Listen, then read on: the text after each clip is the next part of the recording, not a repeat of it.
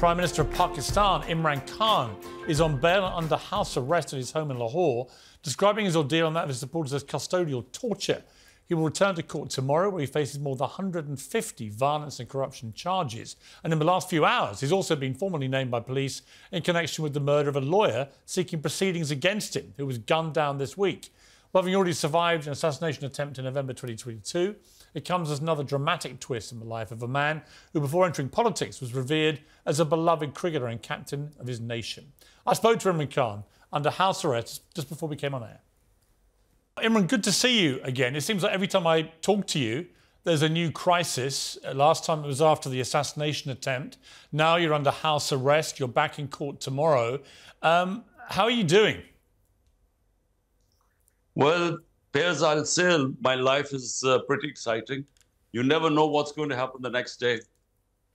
It certainly is. It's certainly unpredictable. Just before I came on air today, you've now been, in addition to the 150 different violence and corruption charges that you're facing, they've now put your name against this murder of a lawyer who was pressing for a case against you for sedition, who was killed on Tuesday by 4 gunmen.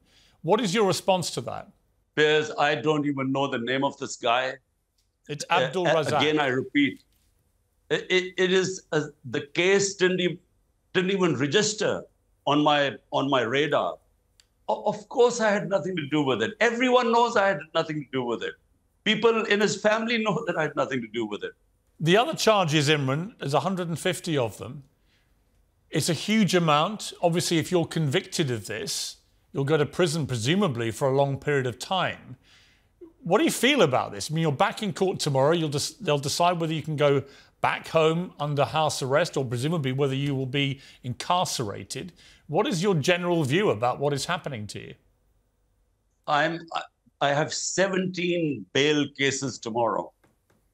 Chances are all the judge has to say is that one of the bails, he refuses to give me bail and I go to jail.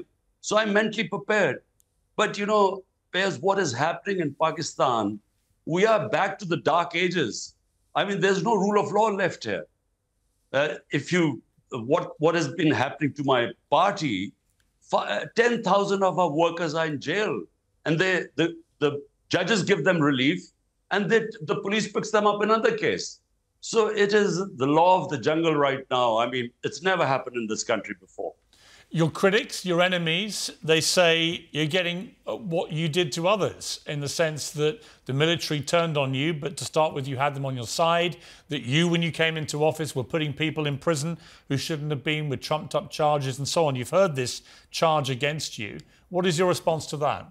First of all, it's never happened, even in military dictatorship, what is happening now. But secondly, do you know, 95% of the cases against the opposition I inherited. They were from the previous governments.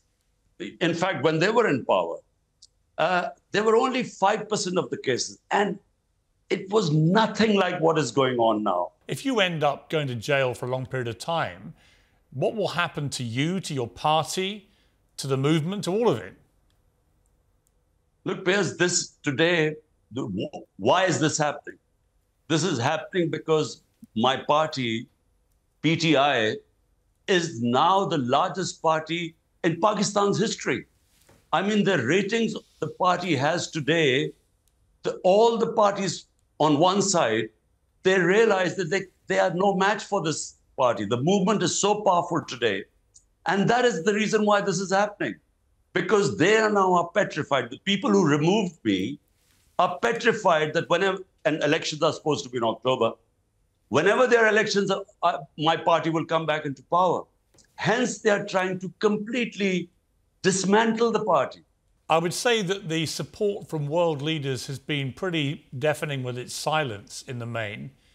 Do you wish you'd had more vocal support from maybe the British Prime Minister, Rishi Sunak, the American President, Joe Biden? Would that be helpful? Look, you know, Piers, in my 3.5 years as Prime Minister, I discovered one thing, that this morality and the so-called Western values about democracy, constitutionalism, rule of law, fundamental rights, against custodial torture. All that is happening in Pakistan today. Yet, I think the interests of the powers, Britain, the US, I think they are more aligned with our military for whatever reasons, maybe because they're supporting them in Ukraine. I always wanted an independent foreign policy because 80,000 Pakistanis died when we joined the US war on terror, and I was against it. So I think maybe that they feel that their interests are more served by the current regime. And whenever that happens, you know, all these professed values go out of the window. I mean, Rishi Sunak is currently in Washington with President Biden. What's your message to both of them if they're watching this? My message is simple. Firstly, countries only sort their problems out from within. But the professed values of United States and United Kingdom, I repeat, is democracy, is fundamental rights, rule of law.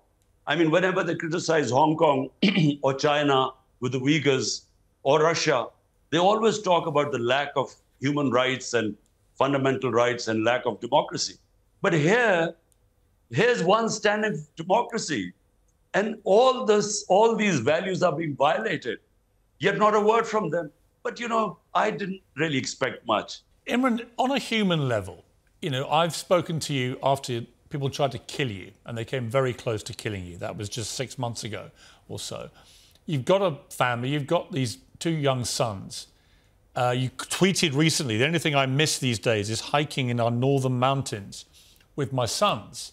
And that was a very human thing to tweet. And I, as a father of 3 boys, not dissimilar age to yours now, that really resonated with me. How are you doing on a human level? Well, it's a huge sacrifice, because what is happening right now is we are basically fighting for rule of law and democracy. On the other hand, we now have, we are heading towards the worst type of dictatorship. It's a banana republic right now, where the judges now are no longer independent. They are threatened. Media is completely muzzled. My name is not allowed to be mentioned on the media. And you can't demolish the biggest political party by the steps they've taken, these draconian steps. So therefore, what is at threat is our democracy, our future. So there's no, this has been one of the most toughest years of my life. Are you able to see your sons? No, I can't. This is too dangerous a time for me to ask them to come over.